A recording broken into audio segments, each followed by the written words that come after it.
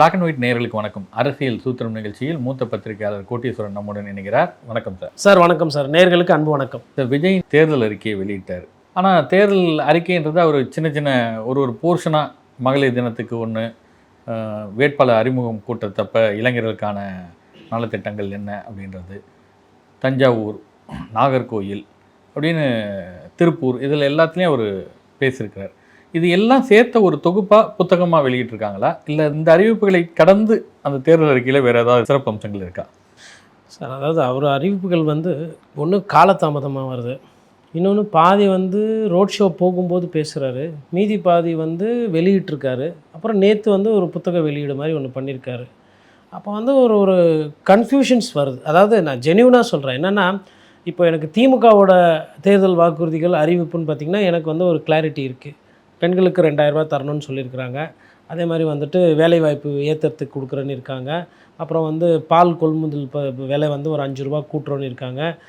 உங்களுக்கு ஒரு சில விஷயங்கள் மானியத்தில் வழங்கப்படும், மீனவர்கள் பிரச்சனை கேட்கப்படும் அப்படின்ற மாதிரி நிறைய சொல்லியிருக்கிறாங்க. அப்புறம் இந்த எக்ஸிஸ்டிங் ஸ்கீம்ஸ் இப்போதே அதிமுக சொன்னிங்கன்னா 3 சிலிண்டர் சொல்லியிருக்கிறாங்க, 10,000 ரூபா சொல்லியிருக்காங்க. அப்புறம் உங்களுக்கு ஃப்ரிட்ஜு வீட்டுக்கு தரப்படும்ன்றாங்க. நாங்களும் ஆட்சிக்கு வந்தால் 2000 ரூபா தருவோம், அப்புறம் அம்மா உணவும் தாலிக்கு தங்கம் இதெல்லாம் நாங்கள் திருப்பி தருவோம்னு அவங்க சொல்கிறாங்க. இப்போ விஜய் சாரை பொறுத்தவரைலாம் பார்த்திங்கன்னா, ஆர்டிஃபிஷியல் இன்டெலிஜென்ஸ் விஷயங்கள் நான் சிட்டி மாதிரி ஜெனரேட் பண்ணுவேன்னு சொல்லியிருக்கிறாரு. அப்புறம் அவரும் 6 சிலிண்டர் கொடுக்கப்படும்ன்ற மாதிரி சொல்கிறாரு. 2500 ரூபா பணம் சொல்கிறாரு. இல்லை, 2500 ரூபாயில் அவர்கிட்ட ஒரு சின்ன நெருடல் இருக்க மாதிரி இருக்குது. அதாவது 60 வயசுக்கு மேற்பட்டவர்களுக்கு கிடையாது அப்படின்றாரு. இல்லை, அது நெருடல் கிடையாது, புரிதல் இல்லை. புரிதல் இருந்துதான் கரெக்டாக வந்துடும். புரிதல் இல்லாதனால இப்போது ஏஐ இன்றைக்கி விவசாயிங்களை பற்றி எதனா டீட்டெயிலாக பேசுவார். பால் கொள்முதல் விலை, கரும்பு கொள்முதல் விலை, இல்லை விவசாய பொருட்களுக்கு எதனா அந்த கொள்முதல் பற்றி டீட்டெயிலாக இருக்குன்னு பார்த்தா அவர் ஆர்டிஃபிஷியல் இன்டெலிஜென்ஸ் போயிட்டார். அது என்னென்னா, அவரோட டார்கெட் குரூப் இருக்காங்களா, ஸ்கூல் பசங்க, அவங்க ஏஐ படிப்பாங்க நாளைக்கு ஃப்யூச்சரில். ஸோ அப்போ விளையும் பயிரை முளையிலே பார்த்து அதை பயிர் செய்யணும் அப்படின்ற மாதிரி அவர் மேபி ஃப்யூச்சராக திங்க் பண்ணி பண்ணுறாரான்னு தெரியல. கிட்டத்தட்ட ஒரு டெக்னாலஜி கம்பெனி ஓனர் மாதிரியே போய் ஏஐ பற்றிலாம் பேசியிருக்கிறாரு. ஓகே, வரவேற்கலாம். அப்புறம் லஞ்சம் லாவணியம் இருக்குது, அதை ஒழிப்பதற்கு நாங்கள் தகுந்த நடவடிக்கை எடுப்போம், அப்புறம் ஆப்பு கொண்டு வருவோம் அப்படின்ற மாதிரி. இப்போவே ஆப்பெல்லாம் இருக்குது. இப்போ ஈவாகன்னு ஒன்று இருக்குது ஆப்பு. நீங்கள் போய் பார்த்தீங்கன்னா அதில் நீங்கள் எவ்வளோ ஃபைன் கட்டணும் என்னென்னா, ஆப்பு வச்சு தான் இப்போது மக்களுக்கு ஆப்பு வச்சு கொள்ளையடிக்கிறாங்க, ஊழல் பண்ணுறாங்க. ஸோ இப்போ இங்கே பிரச்சனை ஆப்பு தான் அப்படின்றது கிடையாது. இது ஒரு சார் அதெல்லாம் சார் ஒரு 2 கோடி ரூபா 10 கோடி ரூபா கொடுத்தா ஒரு ஆப் ரெடி பண்ணி கொடுத்துருவாங்க. இப்போ இந்த மாதிரி ஒரு ஸ்மார்ட் அப்ளிகேஷன் ஆப் கொண்டு வருவேன், அதுலேயே எல்லா துறையும் நான் சேர்ப்பேன், தப்பு நடக்காதுன்ற. அதை விட அரசு ஊழியர்கள் யாருன்னா லஞ்ச லாவணத்தில் மாட்டினா உடனடி வழக்கு, 6 மாதத்துக்குள்ளே தீர்ப்பு, அதுக்குள்ளே தண்டனை அப்படின்னு ஒரு சட்டத்தை மாற்றியோ இல்லை ஒரு நடைமுறையை இன்னும் கூர்மைப்படுத்தினாவே இதை தவிர்த்துடலாம். ஒரு விஷயத்தை அதனுடைய ப்ராப்ளம் என்னன்னு கரெக்டாக டயக்னைஸ் பண்ணிட்டு அதுக்கு தான் நம்ம ட்ரீட்மெண்ட் கொடுக்கணும். சுற்றி இருக்கிற மற்ற விஷயத்தெல்லாம் சரி பண்ணுறதுனால அது சரியாகாது. அது கரெக்டாக பண்ணணும். இப்போ இதை பார்க்கும்போது என்னென்னா, திமுகவோட வாக்குறுதிகளோடையோ அதிமுகவோட வாக்குறுதிகளோடையோ இல்லை தாவேக்காவோட வாக்குறுதிகளை நம்ம கம்பேர் பண்ணும்போது பாதியில் முக்கால்வாசி விஷயங்கள் ரிப்பீட் ஆகுது. தனித்தன்மையாக இது தாவேக்கால இது எக்ஸ்க்ளூசிவாக இருக்குது அப்படின்னு பார்த்தா அந்த தாய்மாமன் சீரு, பெண்களுக்கு ஒரு சவரம் கிட்டத்தட்ட 8 கிராம்னு நினைக்கிறேன், அவங்களுக்கு அந்த மாதிரி விஷயங்கள் தான் கொஞ்சம் தனித்தன்மையாக இருக்க தவிர்த்து இன்னும் அது ஒரு பேசு பொருளாகலை, மக்கள்கிட்டே இன்னும் போய் அது சேரலைன்றதை நான் சொல்ல முடியும். ஏன்னா நான் நிறைய நேரத்தில் அங்கங்கே போய் சுற்றிட்டு வரோம், மற்ற மாவட்டம்லாம் போகிறோம், போய் பார்க்கும்போது விஜய் அவர்கள் பிடிக்கும், விஜய் வந்தால் நல்லது செய்வார் அப்படின்ற அந்த பேசு பொருள் இருக்குது.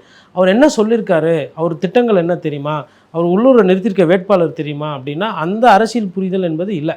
அப்போது தாவேக்கா அவங்க எப்படி பார்க்குறாங்கன்னா, விஜய் சார் விசில் சின்னம், அதுக்கப்புறமா யார் நிற்பார் தெரியாது, அவர் எத்தனை வருஷமாக இருக்கிறார் அரசியலில், அவர் உள்ளூர்காரா வெளியூர்காரா அதெல்லாம் தெரியாது, விஜயன்னா விசில் அதோடு நின்று போயிடுது. வேட்பாளர் விஷயத்துலேயே வரலை, தேர்தல் வாக்குறுதியும் தெரியல, அவரோட அந்த நிலைப்பாடுகள் இருக்குல்ல அரசியல் ரீதியாக இதுக்கு இன்னும் ஒரு படி மேலே போய் இப்போ டீலிமிட்டேஷன் வருது, அதை பற்றி உங்களுக்கு தெரியுமா, இல்லை நான் விஜய் நான் ஓட்டு போடும், சரி இது என்ன தெரியுமா அப்படின்னா அவங்களுக்கு பாவம் தெரியல.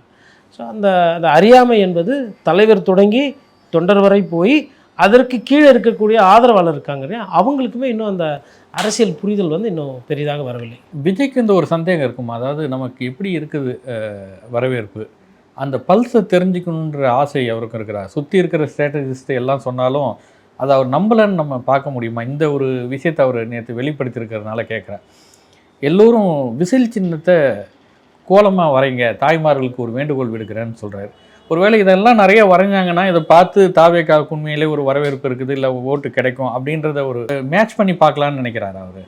சார் அதுதான் சார். இப்போ நீங்கள் சொன்ன மாதிரி வந்து ஒன்றும் எல்லா இடத்துலையும் கோலம் போட்ட மாதிரி நான் பார்க்கல. இல்லை ஒரு அப்படி இல்லைனாலும் காட்சி ஊடகத்துலையோ அச்சு ஊடகத்துலையோ இல்லை வந்து பிரிண்ட் மீடியாவில் எங்கேனா வந்திருக்கும். பட் எதுவுமே அந்த மாதிரி ஒரு எழுச்சியெல்லாம் வரலை. அப்போது ஏன்னா ஆதவர்ஜனா ஒரு வீடியோ போட்டால், ஒரு லைவ் போட்டால் தலைவர் வந்து எத்தனை லட்சம் தாண்டி போகுது, உங்களதெல்லாம் சில ஆயிரம் கூட போக மாட்டேங்குதுன்னு விமர்சனம் பண்ணேன். இப்போ நேற்று உண்மையிலேயே விஜய் பேசியிருக்கிறது லட்சக்கணக்கில் தாண்டி தான் பார்த்துருப்பாங்க. அவங்களுடைய டிவிக்கேவுடைய ஐடி விங் குரூப்பும் அதை வந்து எடுத்து போட்டிருக்கோம். இப்போ உண்மையிலேயே விஜய்க்கு பெரிய வரவேற்பு இருக்குதுன்னு சொன்னால், இன்றைக்கி நம்ம ஒரு தெருவில் ஒரு 50 வீடு இருக்குதுன்னு சொன்னாக்க ஒரு 5 வீடு அப்படி ஒரு விசில் சின்னம் கோலம் பார்க்கணும்ல. அப்படின்னா தானே தாவேக்காவுக்கான ஒரு வரவேற்பு, இல்லை ஒரு ஆட்சியை பிடிக்கக்கூடிய தன்மையில் அது இருக்க போகுது, இல்லை செகண்ட் பிளேஸில் வரக்கூடிய நிலையில் இருக்குது. அவர் சொல்கிற மாதிரி திமுகவுக்கும் தாவேக்காவுக்குமான போட்டி அப்படின்னு சொன்னால் நம்ம அது பார்க்கறது அப்படி தெரியுதா, தென்படுதா எதுவும்?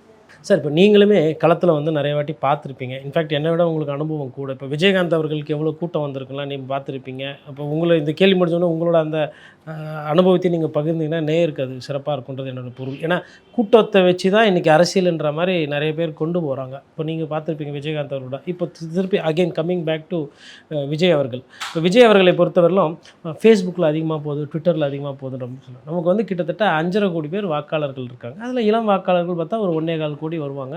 அதுக்கு அடுத்த ஏஜ் குரூப்பில் அந்த 30 to 40 ஸ்லாபில் வரவங்க பார்த்திங்கன்னா ஒரு 1.25 கோடி இருக்கிறாங்க. இப்போ இதெல்லாம் தாண்டி நம்ம பேசுகிறது வாக்காளர்களுடைய எண்ணிக்கை கோடிகளில். இப்போது ஆதவர்ஜனா அவர்கள் பேசுகிற வியூஸ் வந்து லட்சங்களில்.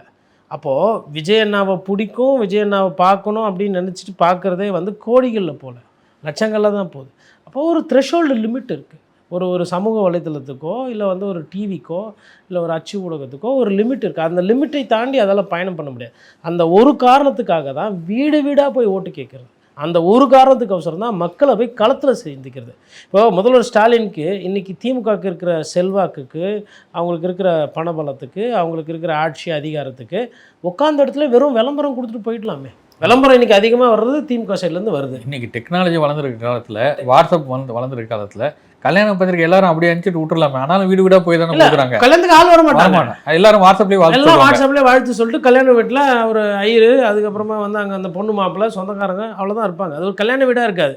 ஏதோ வீட்டுக்கு அன்றைக்கி அலங்காரம் எக்ஸ்ட்ரா பண்ணாமல் இருக்கும். எதுக்கு? அது ஒரு மரபு, அது ஒரு நாகரிகம், அது ஒரு கலாச்சாரம். அப்போ அதில் வந்து நீங்கள் காம்ப்ரமைஸ் பண்ணுவீங்க. நாங்கள் வந்து ஃபேஸ்புக்லேயே லைவ் விடுவோம், ஃபயர் பண்ணுவோம், ட்விட்டர் போட்டு விலாகு போடுவோம், டிக்டாக்கு ரீல்ஸு அப்படின்னா அது சார் அது வந்து ஒரு பொழுதுபோக்கு. அது தீவிர அரசியல் தன்மை ஆகாது. அதே இப்போ அதிமுக எடுத்துக்கோ, அவங்களுக்கும் வந்து பணம் இருக்குது, அவங்க ஆட்சியில் இருந்தவங்க தான். அவங்களும் விளம்பரம் பண்ணிவிட்டு அதிகமாக விளம்பரம் கொடுத்துட்டு இருக்கலாமா? எதுக்கு ஒரு பஸ்ஸை ரெடி பண்ணிட்டு ஊர் ஊராக போகணும்? இப்போ இந்த நொடி வரலாம் ஊர் ஊராக போயிடறாங்க. எதுக்கு வேட்பாளரை பஸ்ஸுலேயோ இல்லை வேன்லேயோ ஏற்றி நிற்க வச்சுட்டு அறிமுகப்படுத்துகிறாங்க? இவருக்கு ஓட்டு போடுங்க, இவர் நல்லா பார்த்து. எதுக்கு அந்த விளம்பரத்தை வந்து எடப்பாடி பழனிசாமி பண்ணி தரணும் மற்ற வேட்பாளருக்கு? அவங்க தானே நிற்க போகிறாங்க, அது அவங்களே போய் பிரச்சாரம் பண்ணி கேட்டுக்கலாமே. இப்போ விஜய் அவர்களுக்கு வந்து அந்த தன்மை புரியல. சுற்றி இருக்கிறவங்க என்ன பண்ணாங்க, அந்த ஒரு 500 மீட்டருக்கு கூட்டம், நல்ல கூட்டம் வருது. இதை பார்த்துட்டோன்னே இதை தாண்டி சிந்திப்பதற்கோ செயல்படுவதற்கோ அவருக்கு வந்து அனுபவம் இல்லை. ரெண்டாவது யாருன்னா சொன்னாலும் கேட்குறதில்ல. 6 மணிக்கு மேலே நான் பிரச்சாரமே பண்ண மாட்டேன், நான் வீட்டுக்கு போயிடுவேன். இது என்ன விதமான அரசியல் இது? அப்புறம் சார் அதை இன்னொன்று இது குறை சொல்லணும்னு கிடையாது. நான் என்ன புரிஞ்சுக்கிறேன்னா, என்னோடய தனிப்பட்ட கருத்தும், அவரால் வந்து முடியல. நம்ம ஏற்றுக்கிற மனநிலையில் கொஞ்சம் இருந்து பார்க்கணும். அவரால் வந்து இந்த தேர்தலில் தொகுதியாக போகிறதுக்கு முடியல சார். அவர் ஒரு நட்சத்திரம், ஏசி ரூமில் இருந்தவர், கஷ்டப்பட்டு தான் வந்திருக்கிறாரு. பட்டு படத்தில் கஷ்டம் அப்படின்னு ஒன்று இருக்கும். விஜய் அரசியலுக்கு வந்தபோது வி சேகர் இப்போ மறந்துட்டார். இருந்தாலும் ஒரு பேட்டியில், பிளாக் அண்ட் ஒயிட் பேட்டியிலேயே சொல்லியிருந்தது என்னென்னா, சினிமா நடிகர்களால் இது மாதிரி பிரச்சாரம்லாம் பண்ண முடியாது. ஏன்னா பாக்கியராஜ் கட்சி ஆரம்பிக்கும் போது என்கிட்ட கேட்டார். ஏன்னா பாக்கியராஜ்கிட்ட அசிஸ்டண்டாக இருந்தார் அவர். நான் சொன்னேன், இதெல்லாம் உங்களுக்கு செட் ஆகாதுங்க. ஏன்னா சினிமாக்காரவங்க ஒரு வண்டு கடிச்சிருச்சுனாலே 3 நாள் ஷூட்டிங்கை கேன்சல் பண்ணுவீங்க. உங்களால் போய் மக்களை சந்தித்து பிரச்சனைக்கெல்லாம் போக முடியாதுன்னொடனே, என்ன நீங்கள் இப்படி சொல்லிட்டீங்க, எனக்கு ஆதரவு எப்படி இருக்குது தெரியுமா, கூட்டம் எப்படி இருக்குது தெரியுமாலாம் பாக்கியராஜ் பேசினார். 6 மாதம் கழித்து பாக்கியராஜ் சொன்னார், நீ சொன்னது உண்மைதாயா அப்படின்னு. ஏன்னா நள்ளிரவுலலாம் ஃபோன் வரும், தலைவரை வாங்க சீக்கிரம் நம்ம ஆளை ஒருத்தன் வெட்டிட்டான் அப்படின்வாங்க. என்னங்க இந்த நேரத்துலலாம் ஃபோன் பண்ணுறாங்க? நான் அன்றைக்கெல்லாம் வந்து லேண்ட்லைன் ஃபோன் மட்டும்தான். இன்றைக்கி ஒரு தலைவர் தன்னுடைய ஃபோனை வந்து யாருக்கும் நம்பரு தெரியாது. இப்போ விஜய் வந்து தேர்தல் அறிக்கை வெளியிடும் போது கூட சொன்னார், பெரம்பூர் திருச்சி கிழக்கில் இருக்கிற மக்கள் என்னை சந்திக்கலாமான்னா நான் மாதத்துக்கு ஒரு தடவை வருவேன், நீங்கள் என்னை சந்திக்கலாம், ஈஸி, எதுவும் கஷ்டமே இல்லைன்னாரு.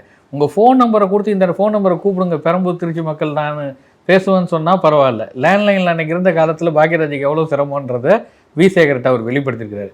நீங்கள் அப்படி ஒரு ஃபோனை நீங்கள் அட்டன் பண்ணீங்கன்னா எவ்வளோ சிரமம் இருக்கணும் உங்களுக்கு தெரியும். ஆனால் மக்களை சந்திக்கிறது எளிதுன்னு சொல்லிட்டு அவர் சந்திக்காமல் போனான்னு இதை விட இன்னும் பிரச்சனைகளை சந்திப்பார் அவர். அது ஒரு சின்ன உதாரணம் சோசியல் மீடியாவிலே கூட அதெல்லாம் வந்துட்டு இருந்தது தான். கள்ளக்குறிச்சி கள்ளச்சாராய சாவு நேரத்தில் கடந்து இவருக்கு பிறந்தநாள் வருது விஜய்க்கு. அந்த பிறந்தநாள் அறிக்கையில் அவர் சொல்கிறது வந்து, என்னுடைய பிறந்தநாளை பெரிய அளவுக்கு விமர்சையாக எல்லாம் கொண்டாடாதீங்க, இந்த விஷயத்தை நீங்கள் வந்து கள்ளக்குறிச்சி கள்ளச்சாராய சாவில் பாதிக்கப்பட்ட மக்களுக்கு நலத்திட்டங்களாக கொண்டு போய் செய்யுங்க அப்படின்னு அவர் அறிக்கை கொடுத்தாரு. நான்லாம் கூட நினைச்சேன் அந்த பாதிக்கப்பட்ட பகுதி மக்களுடைய இடம் கிராமம் எல்லாம் மாறிடும், தத்தெடுக்கப்பட்டு மாற்றப்படும். ஏன்னா இவங்க ஒரு டிக்கெட்டு 2000 ரூபா 1000 ரூபா கொடுத்து வாங்குற ரசிகர்கள் ஒரு தன்னுடைய தலைவன் சொல்றதுக்காக ஆளுக்கு 500 ரூபா போட்டு கொண்டு போய் ஒரு மாவட்டம் கலெக்ட் ஆமா அப்படின்னு நான் நினைச்சேன். ஆனா அது மாதிரி ஒரு சம்பவமும் நடக்கல. விஜய் போய் அந்த பாதிக்கப்பட்ட மக்களுக்கு ஏதோ ஒரு உதவி பண்ணது மட்டும்தான் போனதே தவிர வேறு எதுவுமே நடக்கலை. இன்னும் சொல்ல போனால் கரூர் சம்பவத்திலேயே காயமடைந்தவர்களுக்கு இன்னி வரைக்கும் பணம் எதுவும் போய் சேரல அப்படின்னு. இறந்தவர்களுக்கு தான் காயமடைந்தவர்களுக்கு எதுவுமே இல்லை. அது அந்த ஜெகதீஸ்வரன் அந்த கட்சியிலிருந்து விலகி வந்து சொன்னவர் இப்போ கூட நம்ம கிட்ட பதிவு பண்ணது இருக்குது. அந்த மக்களும் இது வரைக்கும் யாராவது காயமடைந்தவர்களுக்கு எனக்குலாம் வந்து விஜய் கொடுத்தாருங்கன்னா இந்நேரம் அவங்களே வீடியோ எடுத்து போட்டிருப்பாங்க. அதுவும் எதுவும் இல்லை.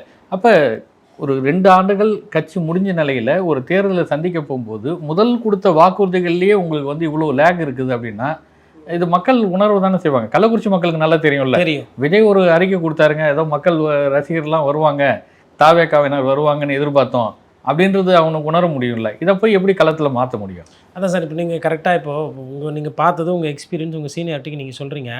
இப்போ நம்ம பேசும்போது ஏதோ நம்ம வந்து வேணும்ட்டு விஜய் சாரை பேசுகிறோன்றப்போ அவர் பணம் கொடுத்துருந்தா நீங்கள் சொல்லியிருக்க போகிறீங்க, காயமடைந்தவர்களுக்கு பணம் கொடுத்துருந்தா அதை அவங்களே பேசியிருக்க போகிறாங்க. கரூர் தத்தெடுக்கல, இல்லை கரூருக்கு போதிய அளவுக்கு கிராமத்துக்கும் எதுக்கும் செய்யலை, அதே மாதிரி கள்ளக்குறிச்சிக்கும் எதுவும் செய்யலை. பிரச்சாரத்துக்கு கூட இன்னும் கரூர் பாதிக்கப்பட்ட ஒரு ஏரியா. அங்க நீங்க ஒரு இடத்துக்கு போய் பிரச்சாரம் பண்ணியிருந்தா அந்த மக்களுக்கு சரி அப்ப என்னை சந்திக்க விடல, இப்ப எலெக்ஷன் கமிஷன் இருக்குது, அனுமதி எல்லாம் தராங்க உங்களுக்கு, ஆனா நீங்க ரத்து பண்றீங்க அப்படின்ற விமர்சனம் வந்து தொடர்ந்து இருக்குது. அதுதான் புசியானதுகிட்ட டி நகர்ல போகும்போது ரிப்போர்ட்டர்ஸ் கேட்குறாங்க, நான் தனியா மாட்டின்னு என்கிட்ட ஏதாவது கேட்கக்கூடாது நீங்க அப்படின்றாரு. இல்லை சார், அவர் வந்து அன்பாக தான் சார் பார்க்கணும். அவர் வந்து உண்மையிலே பாவம் தான். அவர் வந்து என்ன சொல்கிறதுன்னு தெரியல. என்னமோ ஒரு கணக்கு போட்டு வந்தாங்க நிறைய பேர். இப்போ நமக்கு நண்பர்கள்லாம் இருக்கிறாங்க, ஒரு சிலரால் வெளியில் சொல்ல முடியல. இப்போது ஒரு சில வேட்பாளரோட குடும்பத்தில் இருக்கவங்க கிட்டலாம் நான் பேசிக்கிட்டு இருக்கிறேன். அவங்க வந்துட்டு குடும்பத்தில் இருக்கவங்கலாம் போய் ஓட்டு கேட்குறாங்க. அந்த சின்னத்தை காட்டும்போது வரவேற்பு இருக்குது, ஆனால் வேட்பாளர் யாருன்னு குடும்பத்தில் இருக்கவங்ககிட்டே கேட்குறாங்க.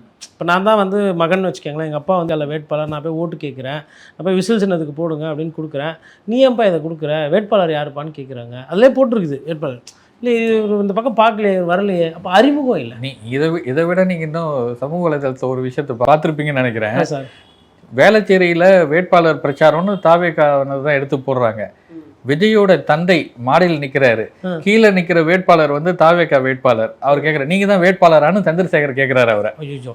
ஒரு கட்சி தலைவருடைய தந்தைக்கு அந்த பகுதி வேட்பாளர் யாருன்னு தெரியாம அவர் கேட்கறதுன்றது வந்து ஒரு பெரிய பேசு பொருளா போகுது.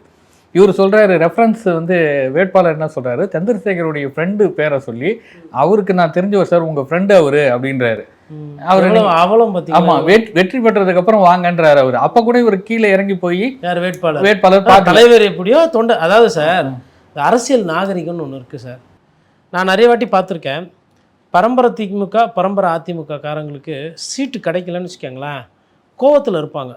அதாவது நான் திமுக காரன், எனக்கு சீட்டு கிடைக்கல, திமுகவில் வேறு ஒருத்தர் கொடுத்துட்டாங்க. அந்த அதிமுக காரங்க இருக்காங்கள்ல, அவங்க வந்து என்ன பண்ணுவாங்க, அந்த ஓட்டு கேட்குற சாக்கில் அந்த வீட்டுக்கு வந்து அங்கேயே நிற்பாங்க. நின்று அவரை பார்த்து கையெழுத்து கும்பிடுவாங்க. அதாவது எதிர்கட்சி கையெழுத்து கும்பிடுவாங்க. சம்டைம்ஸ் அந்த கையெழுத்து கும்பிட்றாப்புலையே ரோட்டில் இருந்து நம்மளை பார்த்து நம்ம ஓட்டை கேட்குறோன்னா மேலே வந்து காஃபி சாப்பிட்டு போங்க, வேட்பாளர் வாங்கன்னுவாங்க. போன உடனே அந்த எதிர்கட்சி வேட்பாளருக்கு இவர் சால்வை போடுவார். அதாவது திமுககாரர் அதிமுககாரருக்கு சால்வை போடுவார். இதே அதிமுகலே நடக்கும். அதிமுகவில் அவருக்கு தான் சீட்டு நினச்சிக்கிட்டு இருப்பார், கிடைக்காது. திமுக வேட்பாளர் அப்படிக்காக வரும்போது தனக்கு யார் எதிரியாக வந்திருக்கணுமோ அவர் வீட்டு முன்னாடி இல்லை அவரை பார்த்து இல்லை அவர் குடும்பத்தை பார்த்து வணக்கம் வச்சு கேட்பார், ஓட்டு கேட்பார். அவங்க என்ன பண்ணுவாங்க, சரி தண்ணி குடிச்சிட்டு போங்க வாங்க அப்படின்வாங்க. சம்டைம்ஸ் இவங்களும் அந்த இன்விடேஷனை ஏற்று போனோன்னே வந்தது வேட்பாளர். ஏன்னா அரசியல் பாரம்பரியம் மிகுந்த குடும்பம், உள்ளுக்குள்ளே சோகம் இருக்கும், சீட்டு கிடைக்கலன்னு என்ன பண்ணுவாங்க, இது பண்ணுவாங்க, சால்வை போடுவாங்க, அவருக்கு தண்ணி கொடுப்பாங்க. அவரும் வந்த ஒரு அரசியல்வாதி என்ன பண்ணுவார்னா கப்புன்னு இந்த எதிரி கேம்பில் வீட்டுக்கு தானே வந்திருக்கிறோம், ஆனால் அவர் களத்தில் இல்லை, ஆனால் அவர் மனசு கஷ்டத்தில் இருக்கார். அவங்க வீட்டில் அந்த அம்மா இருப்பாங்க, என்ன பெரியவங்க இல்லை, அப்பா இருப்பாங்க, பட்டுன்னு அவங்க காலில் ஊந்துருவாங்க. அப்பா நம்ம வீட்டில் அண்ணன் நிற்கல, நான் நிற்கிறேன்ப்பா, பார்த்துக்கோங்கப்பா, பிள்ளைய வந்து விட்றாதீங்கப்பா, இதுதான் வார்த்தை. சரி, இதை நான் 2-3 வாட்டி வந்து ஒரு கரெக்டாக சொல்லணும்னா 3 வாட்டி நான் பார்த்துருக்குறேன் இது நடந்ததை. அது என்ன ஆகிடும், ஊந்த உடனே இவங்க போயிடுவாங்க, வீட்டில் எல்லாம் பேசிக்குவாங்க, நமக்கு கொடுக்கல சீட்டு, நம்ம வந்து இப்போ எப்படி நம்ம எதிரி, அதாவது திமுக தான் இல்லை அதிமுக தான், நமக்கு சீட்டு கொடுக்கல, நம்ம எப்படி அந்த கட்சிக்கு போடுறது, நம்ம கட்சிக்கு போட முடியாது, ஆனால் நம்ம கட்சியில் தான் இருப்போம், ஆனால் இந்த தேர்தலில் நம்ம அந்த கட்சிக்கு ஓட்டு போட மாட்டோம்.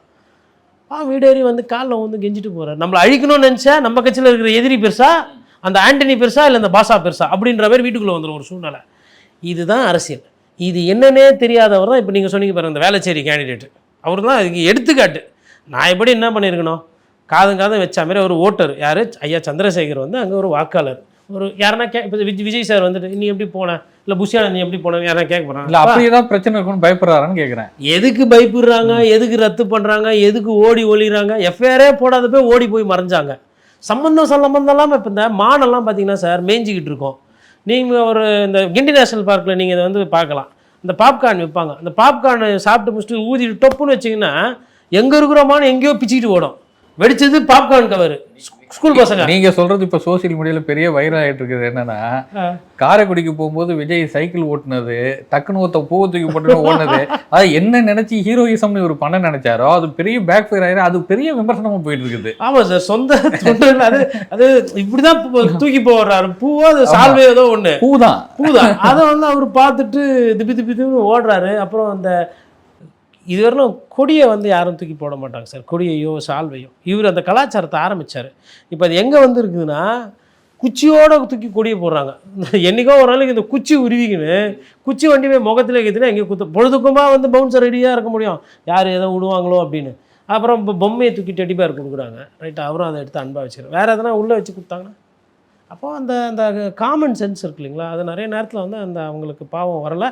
ஆனால் இப்போ கம்மிங் பேக் டு விஜய் சாரை பொறுத்தவரை நீங்களும் சொன்ன மாதிரி நிறைய பேர் என்ன சொன்னாங்கன்னா, அவரால் முடியலப்பா, அவர் வந்து இப்போ படத்தில் வந்துட்டு சார் ஒரு 1 hour நீங்கள் ஷூட் பண்ணிங்கன்னா நீங்கள் சொன்னது தான், ஒரு திரைப்படத்துறையில் ஒரு சொஃபிஸ்டிகேட்டடாக வளர்ந்துடும் எல்லாருக்குமே. இப்போ ஒரு கிராமத்தில் 20 ஆண்டுகள் 25 ஆண்டுகள் வாழ்ந்துருப்பாங்க, விவசாய வேலையெல்லாம் செஞ்சுருப்பான்.